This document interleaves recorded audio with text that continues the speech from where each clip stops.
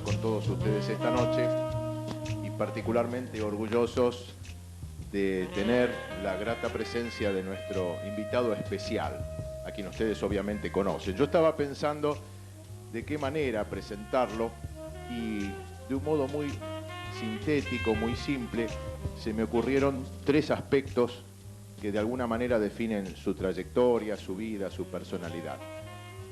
Se trata de un hombre libre, de un luchador insobornable, de un referente ético de nuestra sociedad. Yo les pido un aplauso muy afectuoso para recibir a Osvaldo Bayer.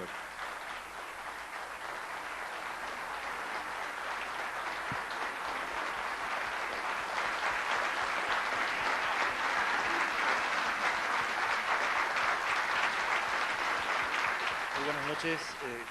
Muchísimas gracias por dar el marco que merece Osvaldo, como hemos insistido tantas veces cuando los invitábamos por radio. Él no me perdona estas cosas, pero lo siento como el último de los grandes, ¿no? La última gran referencia integral, ética de la Argentina. Como ya lo saben, Osvaldo nació en 1927, es un año curioso en materia de formación o de traída al mundo de personas que tienen que ver con desempolvar la historia y mostrarnos la historia tal como fue. Es el mismo año de nacimiento de Rodolfo Walsh y de David Viñas. Y lo primero que le querría preguntar a Osvaldo, elementalísimo, es, como en el campo, como en el interior, lo primero es cómo estás de salud. Eso es lo elementalísimo a esta altura. No, ando como siempre, digamos, como siempre. Acabo de salir de una gripe larga de casi 10 días, pero con muchas ganas de seguir peleando. Naciste en el 27, quiere decir que tu infancia transcurrió durante la década infame. Quisiera saber dónde transcurrió esa infancia, cómo transcurrió esa infancia y cómo entran en tu cabeza las ideas libertarias. Bueno, yo fui concebido en Concepción del Uruguay, fíjense que y nací en la ciudad de Santa Fe. Y bueno, mis padres eran muy viajeros, habían estado ya en la Patagonia, en Neuquén, en Concepción del Uruguay, etcétera. Inmediatamente, a los pocos días de nacer, marchamos hacia Tucumán. Así que pasé los 4 primeros años en Tucumán. Todavía tengo recuerdos, cuando los carros de caña de azúcar pasaban por la calle La Madrid. Parece mentira cómo quedan algunas imágenes. Y después ya vinimos a la provincia de Buenos Aires, Bernal, etcétera, y desde los 7 años en el barrio de Belgrano. Bueno, allí ya estuve hasta que, bueno, hice muchas experiencias, es decir, hice hasta tercer año nacional, después tuve que trabajar, hice los restantes 4 y 5 años en forma libre, y después estudié 1 año de medicina porque quería estudiar filosofía, pero dije primero tengo que conocer el cuerpo antes que el alma, estas cosas. Entonces estudié el primer año de medicina, que era medicina descriptiva, con los libros de Testuy todavía, y histología era la otra materia. Y después, para ganarme la vida, fui marinero, timonel, en los buques que iban por el río, hasta el norte del Paraguay, hasta Puerto Caballero. Esa fue una experiencia realmente que siempre me quedó, y eso lo pude hacer solamente 6 meses porque fui desembarcado por huelguista en la huelga del 50. Fui el único tripulante del vapor Madrid que se desembarcó en Rosario, y por eso no me permitieron navegar más. Me lo dijeron además el prefecto cuando me rompió el permiso de embarco, que me dijo que nunca más iba a navegar en los buques de la patria. Bueno, esto hace poco lo conté, y tuvo razón, nunca más navegué. Y las cosas hermosas de la vida. Ahora, 49 años después de la huelga, en diciembre los marítimos van a hacer un homenaje recordando aquel desembarco en el vapor Madrid. Es decir, que a veces vale la pena hacer las cosas, 49 años después. Lo lamenté mucho porque era una experiencia muy linda. Además, uno tenía tiempo para la lectura, Bien, entonces, bueno, mientras tanto hice desgraciadamente también el servicio militar, el peor periodo de toda mi vida. Para cómo me tuvieron 18 meses limpiando pisos, soy un experto en lustrar pisos. Bueno, fue toda una experiencia muy grande esta del servicio militar. Y después empecé a estudiar filosofía, hice un año acá, no aguanté el clima de la Facultad de Filosofía bajo el peronismo, que se lo había entregado al fundamentalismo católico, ¿no?, de derecha.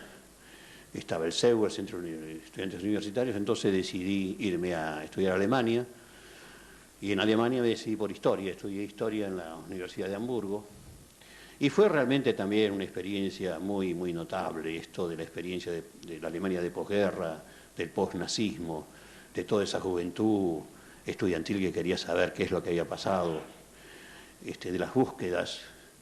Ahí me afilié a la Juventud Socialista Alemana, que pertenecía al Partido Socialdemócrata, al de Willy Brandt.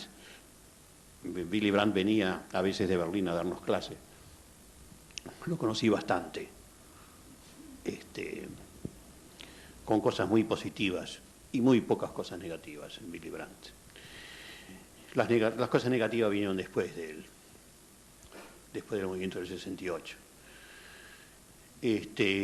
Bueno, y mientras tanto me había iniciado en el periodismo, porque tenía un amigo acá, Rogelio García Lupo, que me encargó notas. Él es el culpable de que yo hiciera periodismo.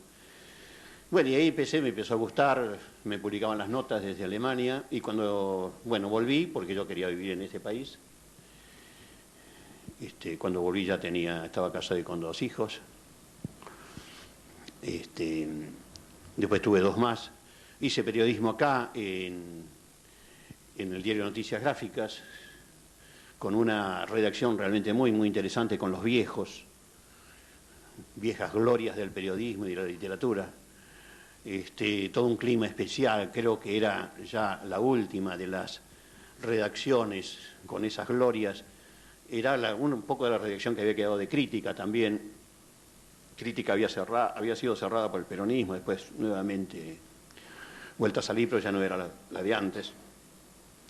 Y entonces, y después estas cosas que se propone uno, dije, no solamente quiero conocer la capital, sino también el interior, y principalmente la Patagonia, que es lo que me atraía mucho por el relato principalmente de mi padre, que habían vivido tantos años. Mi hermano mayor había nacido en la Patagonia.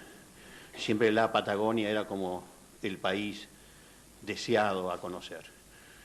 Y fui a hacer periodismo a Esquel, a la ciudad de Esquel, precioso lugar ese, pero el medioevo total, en el año 58, era el medioevo, es decir, los dueños de la tierra, la pequeña burguesía local, muy pequeña, que dependía de los dueños de la tierra, y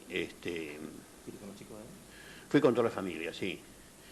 Y me fue más o menos como en la Marina Mercante, porque al año, bueno, tuve problemas, me echaron del diario, entonces creé un diario libre, que con un poco de arrogancia lo llamé Primer Periódico Libre de la Patagonia, que se llamaba La Chispa, fíjense qué nombre. Y bueno, y duró muy poco, pero fue una pena porque realmente se agotaba el periódico. Pero no estaban las condiciones dadas, como se dice, para seguir editándolo. ¿En Esquel? En Esquel, sí. Pero abarcábamos Lago Pueblo, también toda esa zona, ¿no? El Futalauquen, toda esa zona. Y bueno, y hasta que vinieron 2 gendarmes, 2 oficiales de gendarmería, golpearon a mi puerta, quisieron pasar, los hice pasar y me hicieron una pregunta realmente fundamental, que fue si yo no sabía que Esquel era una ciudad fronteriza. Entonces yo le puse cara inocente y le dije, sí, claro que es una ciudad fronteriza. ¿Y qué pasa con eso? Dicen, las ciudades fronterizas no se puede atentar contra la seguridad nacional. Claro, está Chile al lado, el peligro. Y bueno, y entonces me dieron 48 horas para abandonar La seguridad era que yo había hecho notas sobre los mapuches y bueno, y sobre plantadores neogales que habían sido expulsados por los latifundistas y toda esa cosa. Un ambiente realmente de Edad Media, a pesar que era 1958 y que había democracia en la Argentina, ¿no? Bueno, y tuve que irme y nuevamente lo nombro a Rogelio García Lugo. Él tenía una audición de... Pajarito García Lugo tenía audición por radio en Radio Belgrano, que era, como se llama, con la cadena nacional de emisoras, la audición de él. Y entonces se escuchaba en todo el país. Bueno, y cuando se enteró de mi caso, me hizo un héroe nacional. Dice, ¿qué está esperando la CIP, la Sociedad Interamericana de Prensa, para defender a ese héroe? Exactamente, muy bien. Bueno, llegué yo acá y realmente pasé a ser un poco a la categoría de héroe en aquel tiempo, por eso solamente ese pequeño episodio. Y bueno, ese día mismo, esa misma tarde, entré en el diario Clarín, por una de esas casualidades, pero lo estoy haciendo muy largo yo. Por esas, son cosas muy la realidad tiene un realismo mágico increíble, ¿no? Se los cuento, porque además tiene que ver un poco con Cuba. Resulta que yo ese mismo día que llegué, fui a echar una carta a la Avenida de Mayo, al correo de la Avenida de Mayo, ahí por el número 500, por ahí que estaba, no sé si todavía sigue estando. Y de pronto me encuentro con Jorge Justi, que era un periodista que yo no conocía mucho, pero que usaba barba. Y yo de la Patagonia había venido con barba, porque en la Patagonia no quería afeitarme, pero no se usaba usar barba, y además estaba bastante maldita la barba porque lo usaban los barbudos de la Sierra Maestra. Entonces tenía un tinte a guerrillero eso. Bueno, entonces Justi me ve en la entrada del coso y me dice, ¿vos sos fulano y tal? Sí. Dice, lo escuché a García Lugo. Digo, sí. Dice, así que en este momento no tenés nada. Digo, no. Y dice, bueno, ¿querés trabajar en Clarín? Digo, bueno, magnífico, ¿cómo no? Bueno, entonces me llevó, dice, bueno, venite hoy a las 5 de la tarde. Y me voy a la redacción, pero previamente me afeité la barba. A ver si no me tomaban por la barba. Bueno, entonces baja por la escalera, me acuerdo ahí en la redacción de la calle Moreno, todavía de Clarín, estoy hablando del año 58, y entonces me mira y no me puede reconocer, y entonces me dijo, ¿qué hiciste? Le digo, ¿por qué? Dice, ¿no tenés más barba? Le digo, no, me afeité. Dice, pero yo te invité a trabajar a Clarín por la barba, así éramos dos en la redacción. Bueno, pobre, qué decepción. Bueno, pero igual haciendo un esfuerzo me llevó y estaba Luis Clur, que creo que todavía anda por ahí, ¿no? Claro. Entonces me dijo, ¿se puede quedar ahora? Porque para entrar en los diarios hay que ir en verano, en enero, donde hay vacaciones y por ahí se producen notas urgentes y entonces lo toman a uno. Bueno, y ahí me quedé y trabajé 15 años en Clarín, ¿no? Hasta el año 73. Cuando yo vuelvo de Alemania, estábamos dentro de la socialdemocracia. Después, a raíz del movimiento del 68, muchos años después, el SDS, como se llamaba, la Sozialistische Deutsche Studentenbund, fue expulsada de la socialdemocracia, porque fue realmente la que hizo el movimiento del 68. Rudi Dutsch, que pertenecía a esta juventud alemana, se les fue demasiado por la izquierda. Bueno, pero cuando yo llegué a la Argentina venía con todos los pases que se hacen de la internacional y todo lo demás. Y me fui a afiliar al Partido Socialista Democrático. No, en ese momento todavía estaba unido, creo. Estoy hablando del año 56. Tal vez algunos se acuerden. Sí, estaba unido. Sí, bueno, entonces pero me llevó uno de la juventud allí. Entonces parece que tenían un problema interno en el comité. Estaban empatados. La izquierda, digamos, con el centro allí.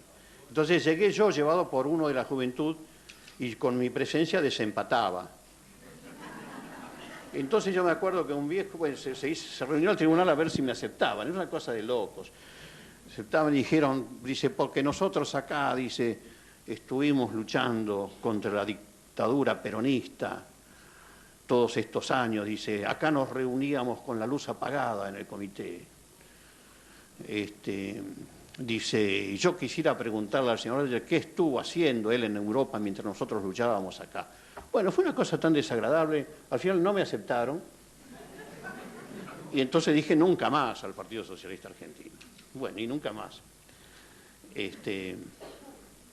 Y después, bueno, entro a raíz de lo del Esquel, me vienen a ver del sindicato de prensa, porque había elecciones, y me querían llevar como secretario general.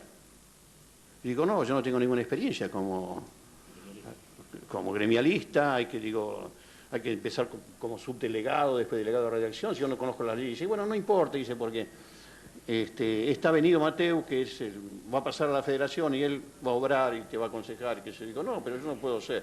Bueno, al final dije que no, pero entonces vinieron y me querían nombrar secretario de prensa. Digo, no, yo tampoco de prensa, hay que conocer las diversas publicaciones, hay que tener amigos para eso, todas estas cosas, no. Bueno, al final vinieron por tercera vez y me ofrecieron ser secretario adjunto, secretario general adjunto. Me dijeron, es como ser vicepresidente. Dice, no tenés que hacer absolutamente nada. Así que fíjense usted, entre Palito Ortega y el Chacho Álvarez. Bueno, entonces, bueno, me insistieron tanto que fui secretario adjunto en el año 58. Triunfamos con la lista verde, que era una lista verde unitaria. Había radicales, había comunistas, había 3 o 4 anarquistas, había socialistas, contra la lista peronista, que era una lista donde había un hombre realmente notable que hizo mucho por el sindicato, que era Manuel Damiano se llamaba, pero igual, triunfamos nosotros. Y yo dije, bueno, no voy a hacer nada, pero a las 8 semanas se eligió secretario general de la Federación a Benito Mateu, y entonces yo pasé a secretario general. Y ahí hubo que arreglárselas, sin ninguna experiencia. Bueno, debo decir que fue una experiencia donde aprendí mucho, porque era yo delegado ante la CGT. Aprendí realmente todo ese periodo que era el dominio de Bandor. Bandor y Alonso eran los que dominaban la CGT. Fue un tiempo muy, muy difícil. Yo me acuerdo cuando hubo la invasión de Bahía de Cochinos, que nosotros y otros sindicatos también llevábamos la propuesta. Justamente había un congreso de la CGT, una reunión de delegados, congreso de delegados, y propusimos un comunicado donde se repudiara la invasión de Bahía de Cochinos a Cuba. Y entonces tomó la palabra un delegado peronista, que era de Petroleros, no me acuerdo su apellido, y entonces dice, acá jamás vamos a votar por un gobierno marxista. Dice, si tenemos que votar por alguien acá en el Congreso es agradeciéndole a Leonidas Trujillo, dice que le ha dado asilo al general Perón y que sí. Trujillo, el peor de los cosas. Esto está en los diarios.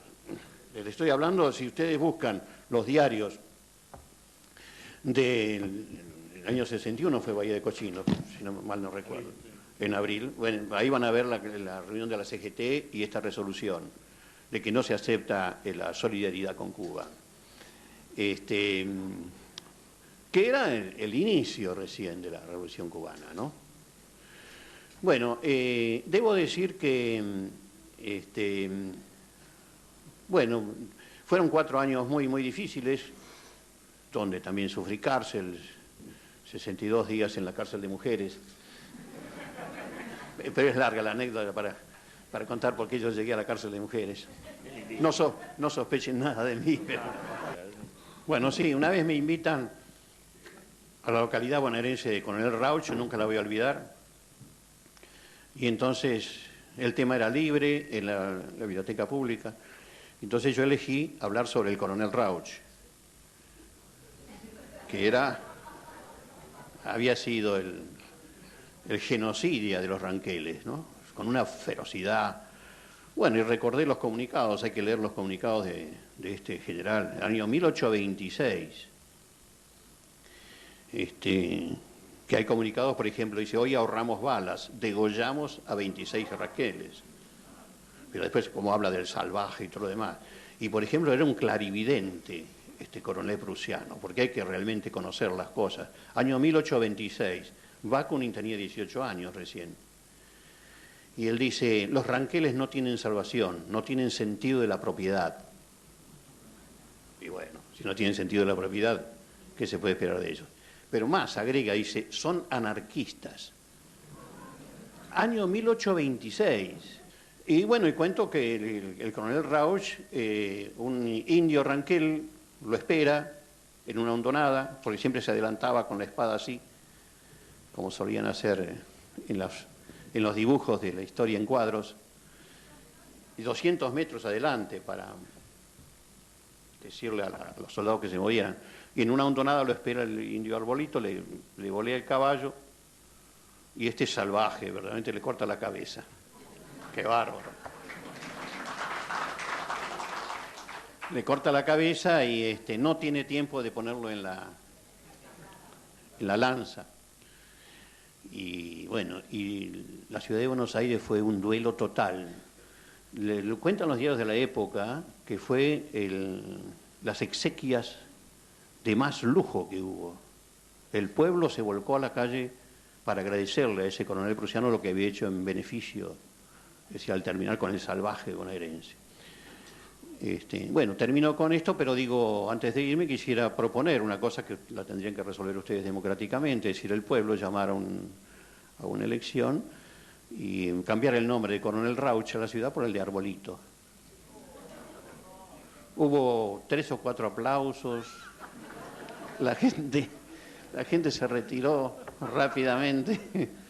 Bueno, y cuando yo llegué a Buenos Aires esa noche, estaba la policía.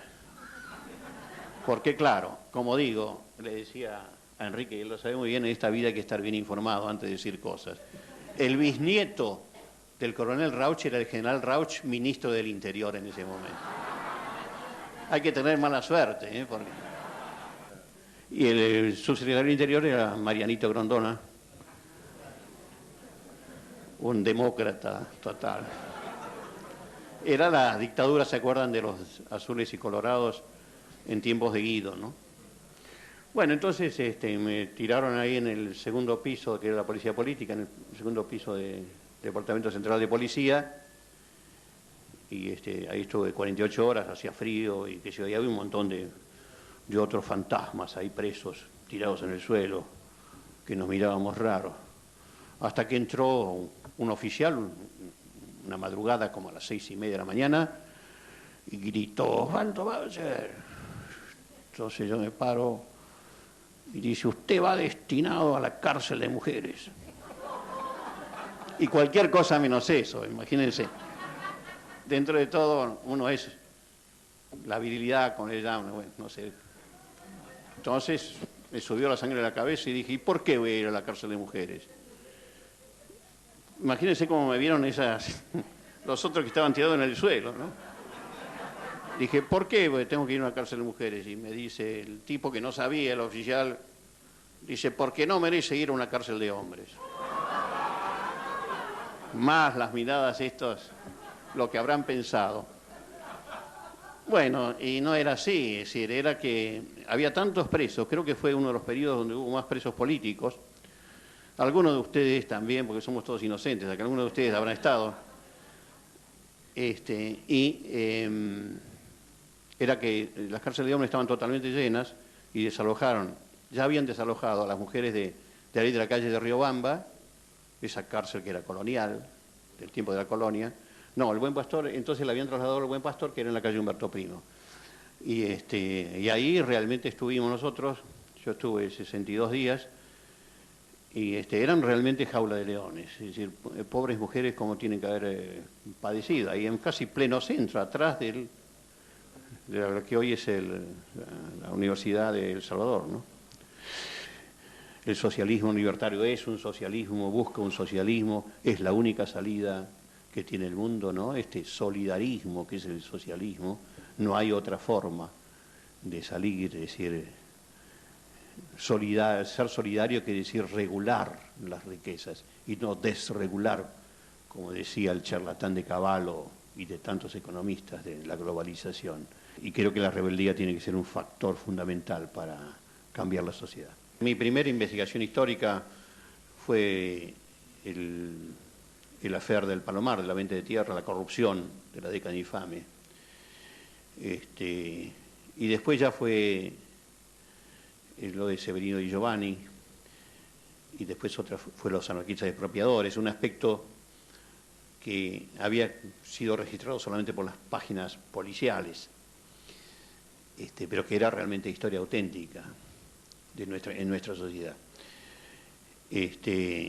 Pero siempre me quedaba la Patagonia en el relato de mi padre. Mi padre había estado durante la huelga allá, no había intervenido porque ellos vivían en Río Gallegos, y siempre me contaba, y él había recogido diarios de la época, que siempre estaba ahí, estaban en casa, y volantes obreros de la época. Yo creo que son los únicos que se conservan del movimiento patagónico. Esos volantes obreros son los que recogió mi padre, porque después se destruyó todo. Entonces siempre, y había una curiosidad, yo siempre lo cuento y lo repito, los que me escucharon ya, perdónenme, pero es así. Es decir, cuando yo era chico, mi padre siempre volvía sobre la temática de la Patagonia. Yo era el menor de los hijos. Y a veces le preguntábamos. Y mi padre contaba, ¿no? Él le daba razón absoluta a los obreros rurales, contaba de las bestialidades de Varela. Pero cuando se iba mi padre, tomaba la palabra mi madre y decía, bueno, no es tan así como cuenta el padre de ustedes. Y entonces daba la versión oficial, mi madre nos daba la versión oficial. Y me decía mi madre, yo recuerdo muy bien cuando vino el jefe de policía, nos reunió a las mujeres y nos dijo que tuviéramos cuidado con los obreros rurales porque iban a venir, iban a asaltar las casas, iban a romper todo, iban a robar, iban a violar a las mujeres, etcétera, etcétera. Bueno, era la versión policial, pero bueno. Entonces, había un poco en mí, quedó un poco esa esquizofrenia de saber quién tenía la razón, si mi padre o mi madre. Y pasaron muchos años, y ya estando, porque yo era jefe de políticas en Clarín y Félix Luna era un redactor mío. Y Félix Luna después crea la revista Todo es Historia, y entonces me lleva a mí, y entonces me dice, porque yo le había hablado tanto de la Patagonia y de los papeles que tenía, y dice, ¿por qué no haces el tema de la Patagonia? Pero yo había leído la novela de David Viñas, cuyas otras casualidades, el padre de David Viñas había sido el juez Viñas durante las huelgas, y había escrito después David había escrito sobre los recuerdos de su padre y sobre su experiencia, había escrito Los Dueños de la Tierra, para mí la mejor novela de David. Y yo le dije a Luna, no, digo, dáselo a David Viñas, que él debe tener todo lo que le dejó el padre y todas estas cosas. Pero David me dijo, no, mira, yo ya con la novela he superado el tema, ya no quiero saber más nada. Entonces, bueno, me dediqué a investigar y esta investigación me llevó 8 años, con las consabidas consecuencias, ¿no? Es decir, a medida que iba avanzando en la investigación, se iba estropeando, digamos, el panorama político de la Argentina, era cada vez más difícil. Y cuando después del segundo tomo me llamó Olivera para hacer la Patagonia, que yo acepto, y logramos hacer la filmación en condiciones ya muy difíciles, es toda una novela esto de relatar las condiciones en que hubo que filmar todo esto en una Patagonia bastante inhóspita, pero contando con el apoyo del gobernador Zeppernich,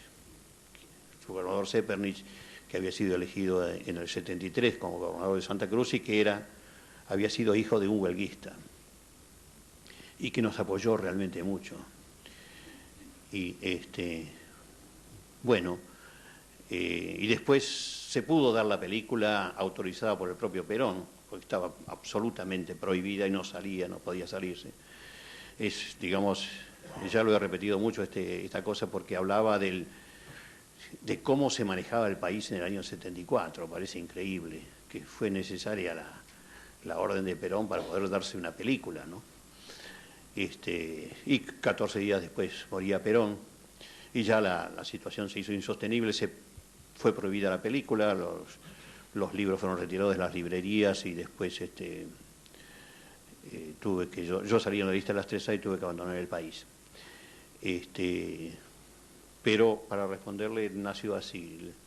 Fue este origen también familiar de que me picó muchísimo la curiosidad para saber qué es la verdad de lo que había ocurrido. Bueno. Y me di cuenta, bueno, no sé, para darle razón en la cosa, la razón la tenía mi padre. Ustedes vieron que se rehabilita a todo el capitalismo industrial alemán en la Guerra Fría. El señor Krupp, que estaba preso, se le devuelven todas las cosas. En el año 52, justo cuando yo llegué, él estaba preso en un monasterio, no en una cárcel. El señor Thyssen, es decir, todos los culpables de la financiación del partido nazi antes del 33 quedaron libres y quedaron, por supuesto, a favor de la Guerra Fría y como aliados de Estados Unidos principalmente, pero también de Gran Bretaña no hizo mucho hincapié. Es decir, después de los tribunales de Nuremberg y después se condenó a muerte a jefe de campos de concentración y a gente que había sido de los verdugos de los campos de concentración. Pero después se apagó, es decir, no se siguió hablando de la cosa. Y entonces la forma de explicar las cosas fue la culpa colectiva del pueblo alemán. Eso fue la interpretación de la Alemania capitalista, influenciada sin ninguna duda por Estados Unidos. Entonces Adenauer hablaba siempre de la culpa colectiva del pueblo alemán. Somos todos culpables. Y eso es lo que hay que discutir. Porque es decir, es lo mismo, yo lo he relatado esto, no quiero repetirme, pero exactamente lo que pasó acá. Es decir, había más culpables que otros. Es culpable, es decir, es tan culpable como el señor Krupp, que financió a Hitler y que hizo toda la parte de armas y todo lo demás, que el cartero que traía la correspondencia y que cuando fueron a buscarlo al judío que vivía al lado del cartero, el cartero se cayó la boca, no abrió la puerta. Pues la pregunta es, ¿qué podía hacer el cartero? Esto no hay que decirlo, pero hay que preguntárselo. ¿Qué podía hacer? ¿Salir y decir no lo lleven, que es un buen hombre, o que yo estoy en contra? Se lo llevaban también a él, por supuesto. Entonces, el terror de Estado. Y esta es la cosa. Cuando, y yo vuelvo a contar por milésima vez, porque creo que es clarita y lo que me pasó a mí, cuando yo salgo en la lista de las 3A, que mando a mi familia afuera del país y yo me quedo, bueno, las reacciones de los vecinos fue todo en contra. Un matrimonio francés que vivía al lado, me vieron que yo a la noche dormía en casa, me esperaron y me dijeron, señor Bayer, ¿cuándo se va a ir usted? Digo, ¿por qué? Dice, porque si se equivocan con la bomba, porque a veces no eran tan precisos, a veces se lo ponían al vecino o al de enfrente. Entonces yo le dije, bueno, si se equivocan con la bomba, la culpa no es mía. Bueno, no, pero váyase. Como diciendo, si no se va, lo vamos a denunciar o cosas de ese tipo. Y cuando le fui a llevar el perro a los vecinos de la izquierda, de los mejores amigos, que le salió la señora y la amiga nuestra de familia, con los pibes y todo lo demás. Salió ella sola y me dijo, no puedo tener el perro de ustedes. Y digo, ¿por qué? Está certificado por la policía, ¿cómo se llama? Identificado por la policía. Y me dice, no, eso no, pero los vecinos saben que es tu perro. Claro, es decir, yo no me lo tomé a mal, porque me di cuenta que la gente tenía miedo esa mujer tenía miedo por sus hijos, porque ponían la bomba y se equivocaban por ahí. Entonces, esta parte de Alemania, la culpa colectiva. Y la Alemania comunista era solamente que la culpa la habían tenido los poderes económicos. tampoco había que hacérsela fácil. Yo creo que tampoco tendría que haber hecho, hablar del coraje civil, la gente tendría que haber tenido más coraje civil, etcétera, etcétera, y la rebeldía y todas esas cosas, y no interpretarlo solamente que la culpa lo tenían los poderes económicos que ayudaron a Hitler. Es decir, esto es para debatir también, ¿no? Porque, es decir, habría que colocarse en el año 32. Entonces, tal vez la interpretación valedera era la del medio, es decir, hacer toda una interpretación. No solamente los poderes económicos, por supuesto, y qué sé yo, pero después a la gente le resultó fácil ir a levantar el brazo, o aquí callarse la boca, o ir con la guerra de Malvinas, ir todos a Plaza de Mayo, a pesar que creo que todos tenían la sospecha que eso era una cosa muy sucia. Y después entonces, y para contestarle a su pregunta, después empieza la curiosidad, y es en la juventud que empieza la curiosidad. Yo me acuerdo, en el año 52, a 7 años de la terminación de la guerra, eran los estudiantes universitarios que empezaron con la cosa, ¿no? A querer saber cuál había sido la verdad. ¿Cómo era posible esto del holocausto, de la muerte de millones de personas y todo esto? ¿Cómo había sido posible? Si sus padres eran normales, si eran todos gente realmente que cumplió con su deber, ir al frente pues los llamaron por la patria y todas estas cosas. Y ahí empieza la gran discusión. Una discusión que sigue a través de los años y que es cada vez más grande. Cada vez más grande, y se han escrito centenares de libros. Está viva la cosa allí. Cada campo de concentración es no es un monumento como quieren hacer acá, un monumento a los desaparecidos. Es una exposición diaria de toda la documentación histórica, más películas, y allí tienen obligación, está en los planes de estudio, van todos los chicos de los 2 últimos de la primaria, van los chicos de la secundaria y van las universidades, como tema de estudio a visitar los campos de concentración. Eso es lo que hay que lograr acá, que la ESMA se haga la exposición constante de los crímenes de la desaparición de personas, de la explicación del sistema de desaparición de personas, y no hacer allí un monumento en las playas ahí ¿cómo se llama?, de la Costanera Sur. Hay que mostrar, hay que discutir, hay que realmente llevar al pueblo allí. No se quiere hacer eso. Acuérdense que Menem trató, no sé si fue Menem o Alfonsín, que trató de demoler eso, de demolerlo. ¿Es lo que quieren hacer? Claro que sí, para que se acabe. Pero creo que hay que eso mantenerlo y hacer allí el museo de la represión de la denominada muerte argentina, de desaparición de personas. Aquí sufre siempre, por supuesto, el más débil, porque al gobierno, ¿qué le importa que salgan tantos jubilados a la calle, o que los jubilados, digamos, hagan estas manifestaciones, cuando no se tiene vergüenza, ¿no? Pero es una cosa del sistema. Yo le voy a, dado que acá lo conocemos todo, lo que pasa con los jubilados, es una experiencia que la tenemos todos en nuestras familias. Además, el desamparo de la vejez, ¿no?, cada vez más grande,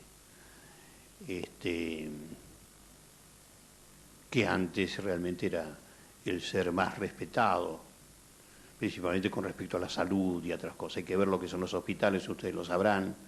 Hay que ver lo que son los viejos en las villas de emergencia o en los barrios pobres. Por eso no hay que esperar y hay que salir a la calle, evidentemente, es decir, y hay que aplaudir todos los cultralcó que sea posible. Es la única manera que esta gente... Si no, van a seguir, o creemos... El otro día lo escuché al señor de la Rúa que dice hay que bajar el costo argentino. ¿Dónde lo va a bajar el costo argentino? Pero no diga estupideces, señor. O por lo menos cállese la boca. Ahora, ninguno de los dos, ni el señor Duhalde ni el señor de la Rúa, va a poder modificar esto. No se va a poder modificar en nada. Es decir, esto hay que modificarlo internacionalmente. Es decir, ¿o qué? ¿O el señor de la Rúa se va a aislar para hacer el socialismo? ¿Va a aislar el país? Es decir, no lo puede arreglar ningún político del sistema. Esto va a ir cada vez peor. Y yo no quiero mostrar cosas negras. Lo veo porque decir, lo están diciendo los grandes economistas. En Alemania hay una gran discusión en todas las universidades, en las facultades de economía, diciendo esto no va más. Señores, la globalización, esta globalización no arregla el problema del mundo. Entonces se remiten a Bismarck. Hay que dejar vivir en paz a la gente para que los ricos puedan seguir ganando dinero, pero no hay que ser estúpidos, no crear la violencia. Ustedes vieron ayer en televisión esos 4 pibes que fueron a asaltar y que con la madre, y la madre que le preguntaron a los periodistas, ¿y por qué asaltaron? Dice, porque tenemos hambre, no tenemos por qué comer. Lo dijo la madre y después lo repitieron los chicos.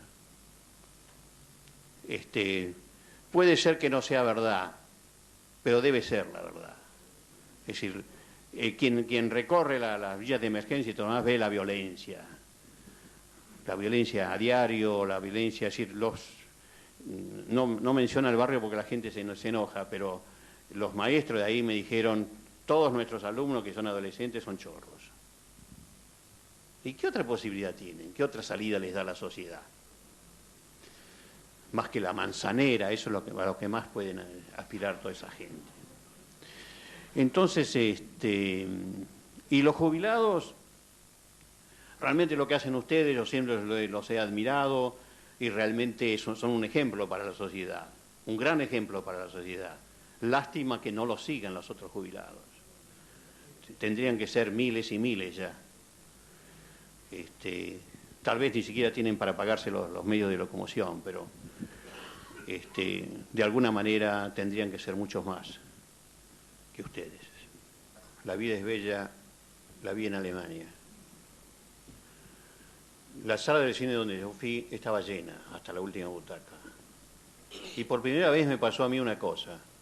Terminó la película y la gente se quedó sentada. Se quedó sentada como 5, 6 o 7 minutos, no podía levantarse. Y después fueron saliendo uno a uno en silencio. Nunca vi una cosa así. Para mí esa película es genial.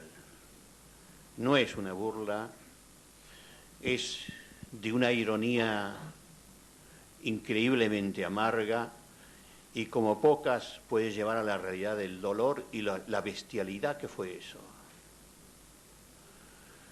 Yo lo veo así. Yo sé que acá ha habido una gran discusión. Lo he leído hace poco a Volnovich. No estoy de acuerdo con ellos. No estoy de acuerdo. Yo lo vi de otra manera. Para mí, esa película, por lo menos al pueblo alemán, le enseñó más profundamente que cualquier otra cosa la iniquidad de lo que fue la cobardía, es decir, la indefensión de la inocencia. Eso es lo que da esa película. Una cosa es una realidad, es decir, que mientras hubo libertad, el partido nazi nunca sacó la mitad más uno de los votos. Es decir, la máximo que sacó fue el 47% de los votos, que no es poco. Pero, y después en la última elección bajó al 42%, en las últimas elecciones libres. Y realmente, por ejemplo, Berlín siempre votó por el socialismo y el tercer partido era el nazi, es decir, el segundo eran los comunistas. Es decir, Alemania tuvo el partido comunista más grande de Europa, por tradición, es decir, el anarquismo era más pequeño, pero el anarquismo tal vez fue uno de los pocos lugares donde llegó a ser, no diría gobierno porque no es una palabra anarquista, pero es decir, el gobierno de los consejos de obreros, soldados y campesinos que se hizo en Baviera sigue siendo el gran ejemplo de gobierno libertario, ¿no? Que fue desgraciadamente sofocado y terminado por la socialdemocracia, por el gobierno de Friedrich Ebert. Pero bueno, aparte de eso, vayamos a Kosovo. Sin ninguna duda, es decir, Alemania federal no solamente pisoteó su propia constitución, la constitución alemana dice que el ejército alemán no puede salir de las fronteras, solamente puede defender de las fronteras para el territorio, pero no salir de las fronteras. Es decir, que hasta la constitución nacional la pisotearon. un gobierno socialdemócrata, pero no solamente socialdemócrata, una coalición socialdemócrata verde, el Partido Verde, que viene a ser la izquierda ecológica, siempre, que nace en el movimiento pacifista alemán. Entonces esto es lo perverso. Ahora, de cualquier manera, en Alemania fue el único país donde hubo grandes manifestaciones, acá no se saben, pero hubo grandes manifestaciones en varias ciudades en contra de la guerra. Es decir, principalmente de los verdes que salieron a la calle en contra de sus propios políticos, del ministro de Relaciones Exteriores. Y también los anarquistas. Bueno, pero realmente el más decidido que apoyó de Europa fue Inglaterra, sin ninguna duda. ¿Y por qué reaccionó Schröder así? Porque el que domina el mundo, y esto quedó bien en claro, es Estados Unidos de Norteamérica. Estados Unidos dijo, mando la NATO, y mandó la NATO, y todos se callaron la boca. Y entonces, bueno, los alemanes, ¿qué iban a hacer? Es decir, podían haber hecho mucho, pero claro, es Estados Unidos, y fue Estados Unidos. Vieron que Rusia un poco amagó, porque siempre fueron los clásicos aliados de los serbios, pero últimamente también se cayó la boca. ¿Qué puede hacer Rusia en estos momentos, después de esta caída eclatante que ha sufrido la ex Unión Soviética? Entonces, realmente es así. Realmente fue una vergüenza mundial lo que se hizo. Porque se hubiera solucionado de otra manera. Es decir, por supuesto que a Kosovo había, es decir, los serbios tampoco podemos decir que eran unos niños de pecho de ninguna manera. Y guerras racistas todavía en esta época, que no hayan aprendido, desgraciadamente, esos pueblos, ¿a quién están sirviendo? Despanzurrándose entre ellos por razones idiomáticas o religiosas o lo que fuera. Es una cosa, en momentos que Europa se une, y esto no es poco, y que también de alguna manera Latinoamérica está hablando de unirse, por lo menos económicamente. Es decir, allí se pelean pueblos que viven juntos desde hace más de 2000 años.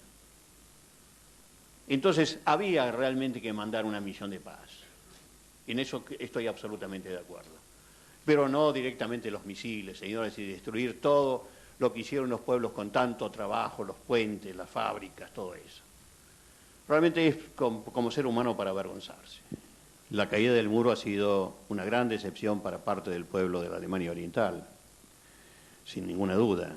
Se sienten como sapo de otro pozo, es decir, fue una invasión capitalista absoluta.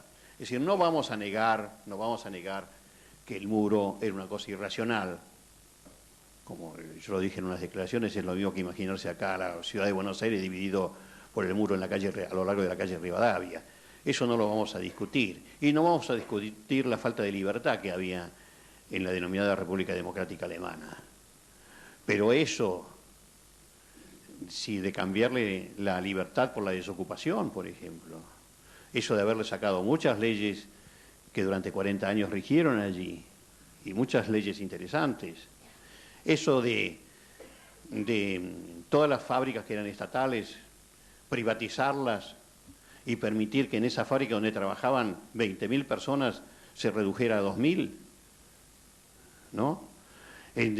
Por ejemplo, pequeños datos que eran muy cálidas para la gente. Por ejemplo, esto de tener en cada fábrica el club de la fábrica arriba en el primer piso, donde a la noche iba la gente, los obreros con sus familias, iban a jugar a lo que quisieran, o iban a ver televisión, o iban a tomarse una cerveza.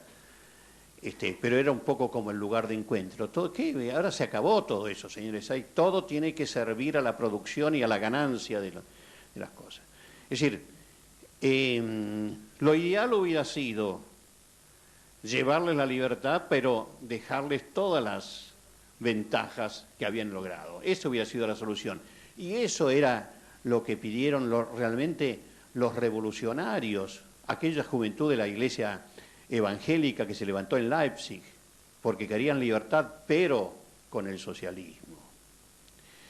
Entonces, ahí vemos en las últimas elecciones, las del domingo pasado, donde, es decir, ya hay un gobierno en un estado alemán,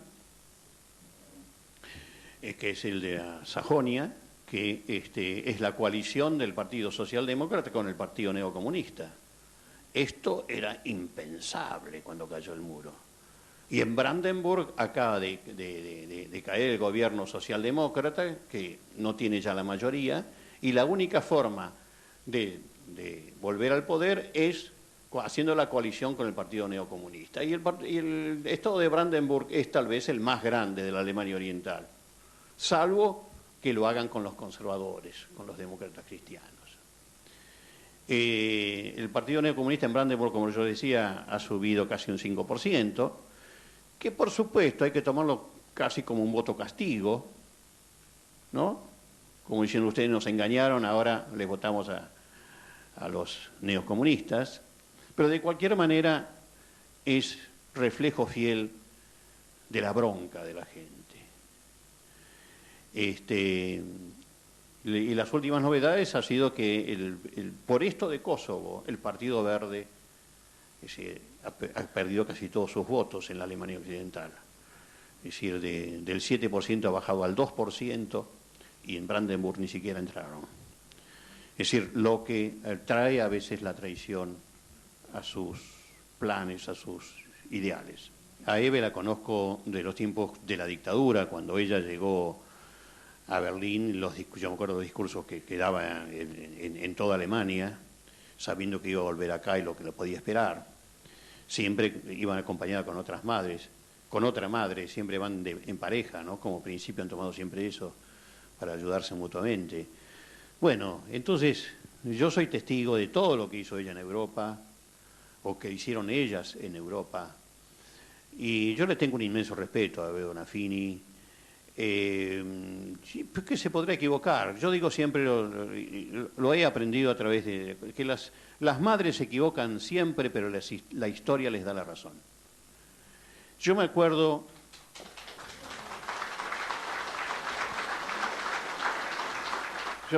y siempre lo repito, cuando hacía 15 días que había subido a Alfonsín y Eve Bonafini ahí en Plaza de Mayo a 20 metros a los gritos diciendo, y va a terminar traicionándolos porque va a dejar libres a todos los asesinos, a los asesinos de nuestros hijos y qué sé yo. Y nosotros fuimos a verle, le dijimos, Eve, ¿por qué no le das un poco de plazo? Hace 15 días que está el tipo este. Dice, porque van a ver lo que va a hacer este tipo. Y bueno, años después, obediencia de vida y punto final. Les digo un caso. Y hay otras cosas también realmente que demostró una valentía a toda prueba frente a la policía. Es decir, hay un documento de los suecos increíble, donde hay una marcha en el año 82 donde van Eve Bonafini del brazo de un montón de políticos y altos miembros de la Iglesia Católica y premios internacionales, etcétera, etcétera, van todos juntos. La Plaza de Mayo no la dejan pasar, estaba la policía rodeada, la dictadura de Viñones había rodeado a la policía, y y ellas vienen del obelisco, y como digo, Eve en el medio, rodeada en la primera fila por políticos, jerarcas de la Iglesia, bueno, todo lo más granado de los derechos humanos, y de pronto ataca a la policía, y ustedes ven, hay solamente un término argentino, bien argentino, cómo rajan todos rajan. Hasta seres, gente muy querida por uno. Y Eve sigue así, atraviesa a la policía, los caballos, los sablazos, y llega sola a la Plaza de Mayo.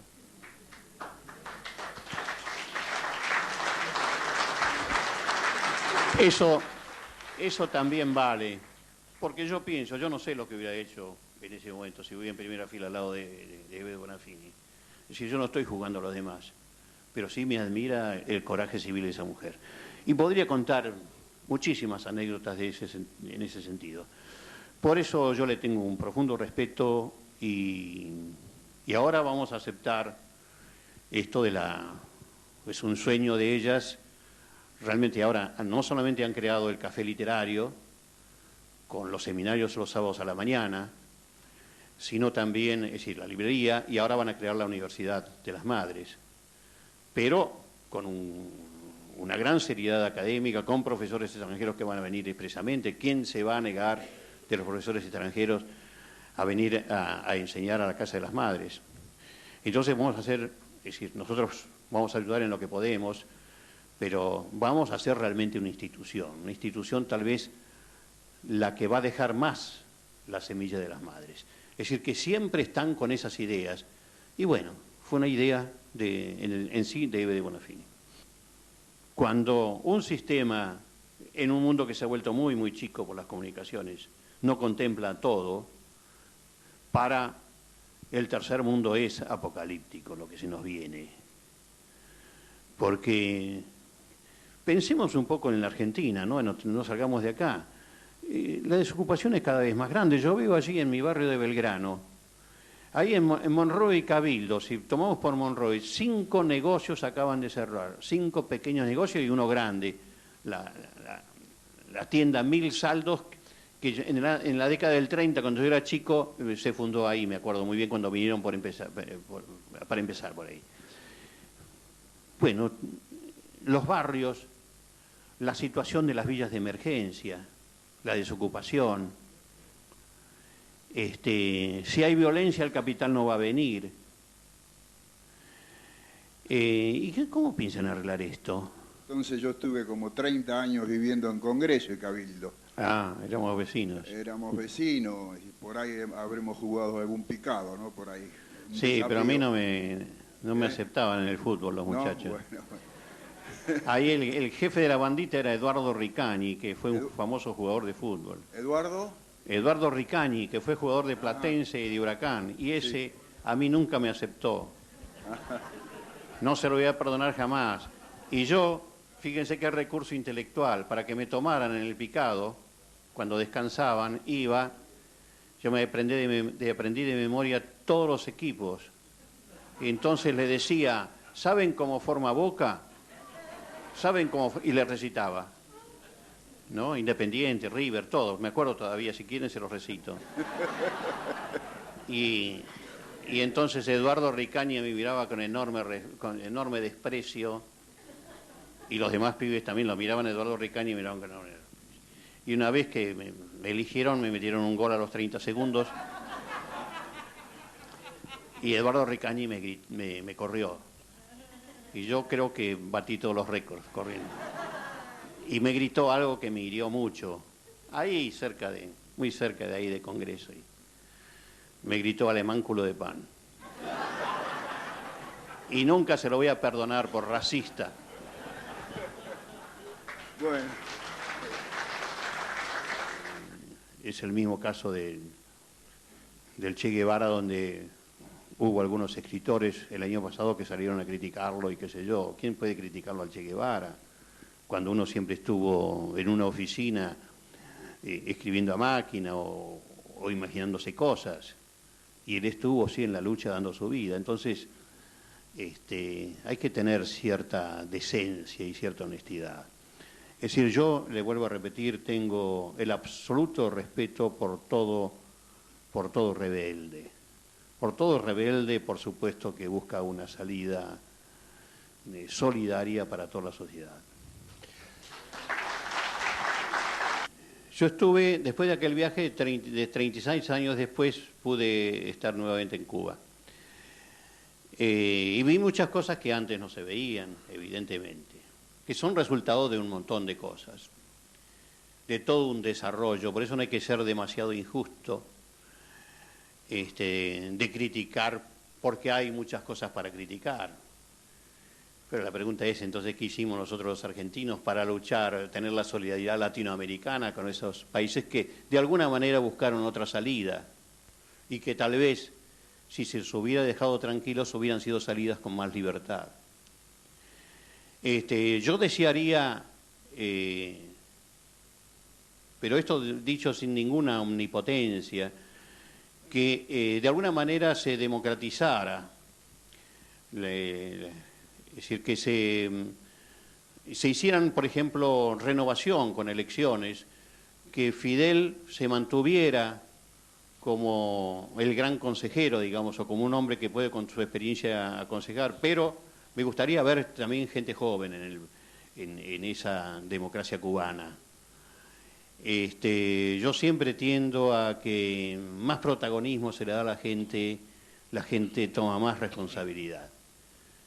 Pero tengo derecho yo a decirlo eso, yo qué he hecho, qué experiencia tengo. Tengo otras experiencias donde tal vez podría hablar. Ahora, lo ideal sería el socialismo con realmente, con una participación activa, no solamente de los cubanos, sino de todos los latinoamericanos allí. Y en el caso de Nicaragua, yo he estado conversando largamente con el ministro del Interior, Borges, y realmente salí muy deprimido. Borges me habló, me describió la inmoralidad que hubo en ese gobierno del sandinismo y de cómo muchos hombres que habían estado tantos años en la selva se perdieron por tener más propiedades, un mejor auto. Dicho por él, yo no lo podía creer, me lo dijo con toda exactitud. Y entonces dice, hay que empezar de nuevo, lo hemos perdido, a eso. Es decir, no queremos perder el pequeño poder que tenemos ahora, por eso estamos en conversaciones y todas estas cosas.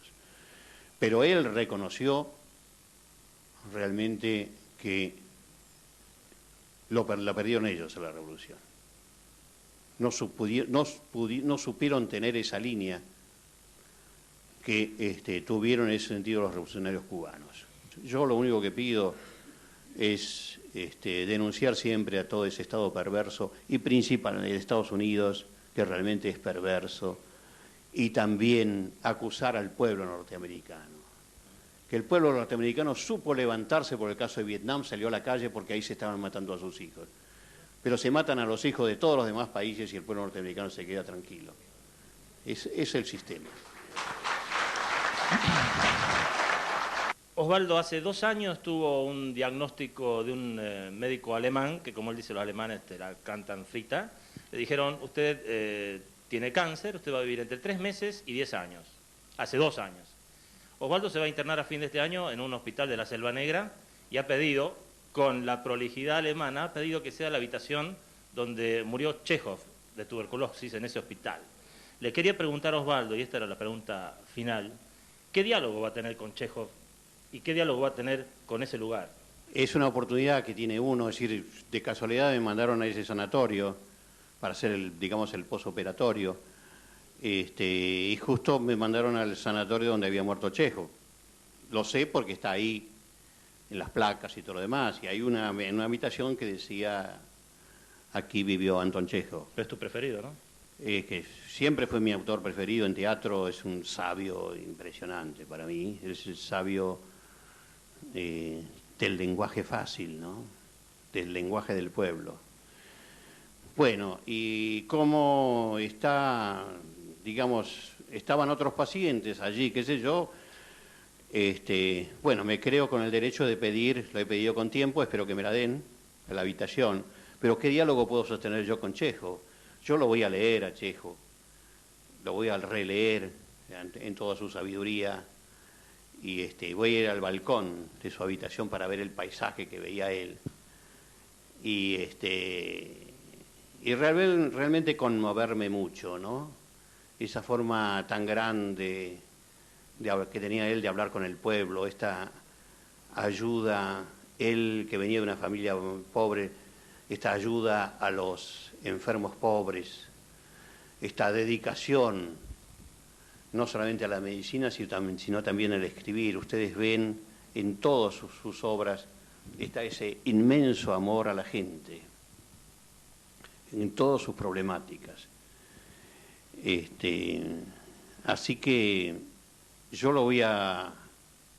no creo en autoritarismo, pero que más que dialogar, lo voy a sentir un poco a él en la cátedra.